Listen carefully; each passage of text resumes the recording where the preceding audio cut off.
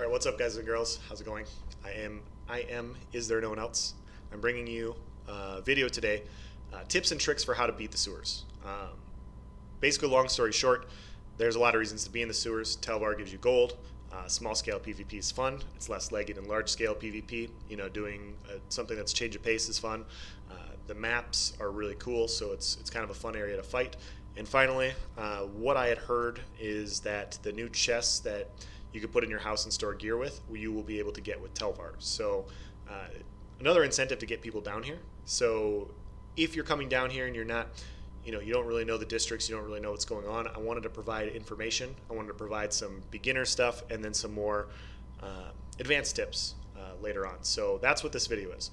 This first clip here is just showing you guys the layout of where all the flags are, highlighted in black, and then all the yellow, red, and blue circles are the spawn points for all of the respective factions.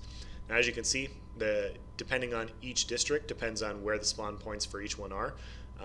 Why this is important is, if you're in a heated fight with a very competitive group and the matches with the other team is competitive, you want to pick spots where you're not giving them added benefits. And added benefits is, fighting in their district when their flag is right by, their spawn point is right by the flag.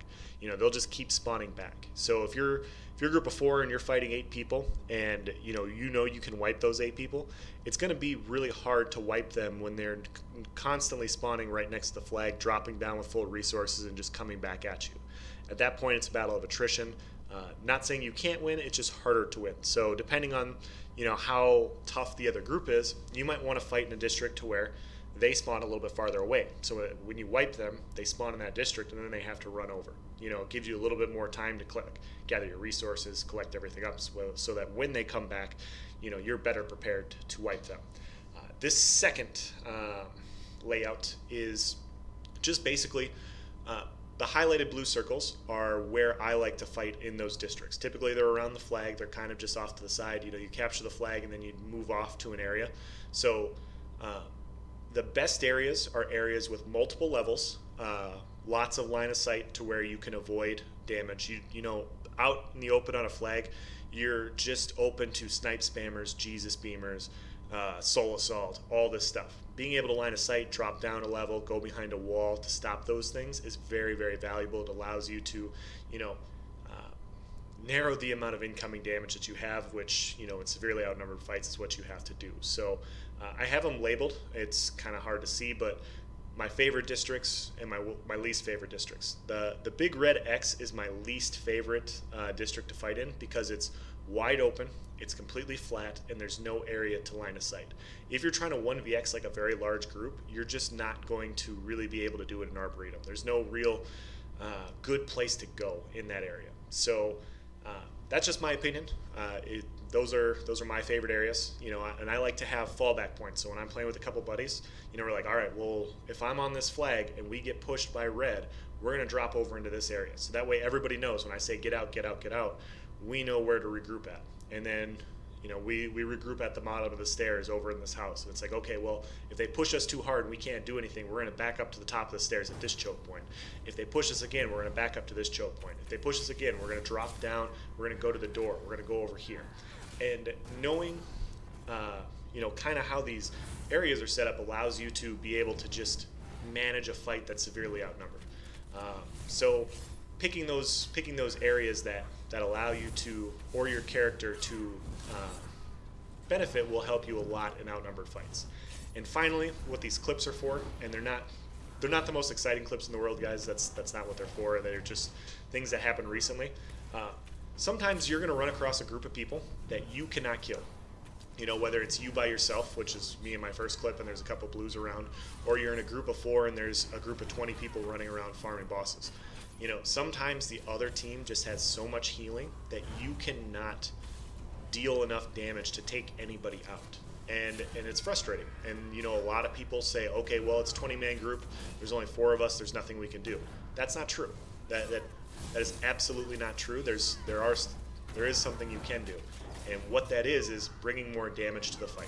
And what that is what I'm talking about specifically is pulling the area boss. The area boss does a shit ton of damage, guys. They do so much damage depending on which area you're in. One of them negates. A lot of them have a big AoE effect. Some of them can literally just one-shot you if you have below 25k health. They cause a lot of chaos. And typically, from what I've seen, if there's a group of 25 people down here farming stones, it's not because they can do it with 2 or 3. If they're farming with 25, they need 25. I watched a group one time. It was like 24 people farming stones, and I was like, why are you guys doing this? You're only getting like 700 stones a person. Well, when they split up into 2 different groups and I saw them fighting Krogo with 12, they just kept wiping over and over and over again. And I was like, oh, well, that's why they need 24. So, these bosses, depending on which ones, and I'll probably create another video talking, if you guys want, I'll talk about my favorite area bosses that I like to pull when, like the fight's just not going my way. But these guys just do so much damage, and then that forces Templars on the other team to heal their damage as well as yours. So then your damage effects will be a lot better. So playing the more defensive role, kind of staying back, kind of picking and choosing your spots, and then all of a sudden when somebody takes a bunch of damage, you jump in and burst that person down. It allows you to, whittle down the targets. And when you get good with the area area bosses, and you know what damage they do, and you know how to avoid it, like this boss right here, he puts a purple ground effect. He hits you with this that little orb. And those things are the things you want to avoid. So as long as you keep moving for this specific boss, you're doing okay. Keep your heels up. Just kind of watch out for that. And then he does this shock thing where he throws a bunch of this ground thing that stuns you. And so kind of staying back, being able to maneuver around that, and then avoid the big purple AoEs is valuable for this specific boss. And so a lot of it's just playing defensive and keeping your heels up and just trying not to take a bunch of damage. And then just waiting to see who on their team is going to. I have legitimately had 2-on-20 for about an hour where we held back this group of people on a flag with a boss. And it's not technically 2-on-20, it's 2 plus boss V20. But yeah, sometimes the boss will randomly aggro on you and it's a pain in the ass and you die.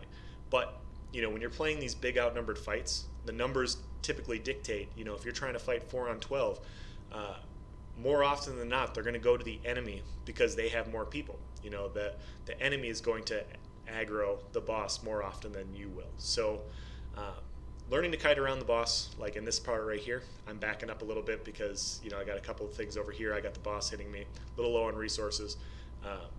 I noticed that somebody down here is kind of aggroing the boss, so I want to take that guy out so that the boss runs rampant again.